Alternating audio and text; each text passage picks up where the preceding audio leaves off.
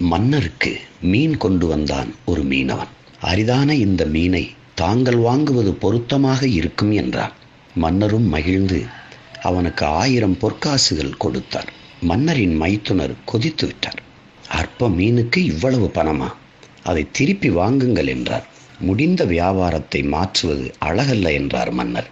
சரி, அவனை கூப்பிட்டு இந்த மீன் ஆணா பெண்ணா என்று கேளுங்கள். ஆண் மீன் என்றால் பெண் மீன்தான் வேண்டும் என்று சொல்லுங்கள். பெண் மீன் என்றால் ஆண் மீன்தான் வேண்டும் என்று கேளுங்கள். எப்படியும் அவனிடமிருந்து காசை திரும்ப பெற வேண்டும் என்று நினைத்தார் மைத்துனர்.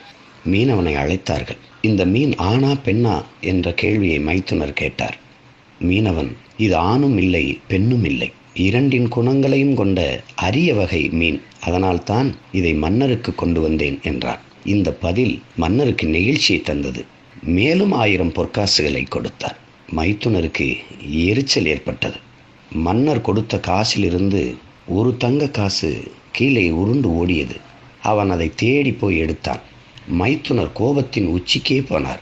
பேராசைக்காரன் கீழே விழுந்த காசையாவது போகட்டுமே என்று விட்டானா பாருங்கள் என்று மன்னரிடம் குறை கூறினார். அவன் நிதானமாக திரும்பி, நான் பேராசையில் அதை எடுக்கவில்லை, அந்த நாணயத்தில் மன்னரின் உருவம் இருக்கிறது, யாராவது அதை தெரியாமல் மிதித்து விட்டால் என்னால் தாங்கிக் கொள்ள முடியாது என்றார்.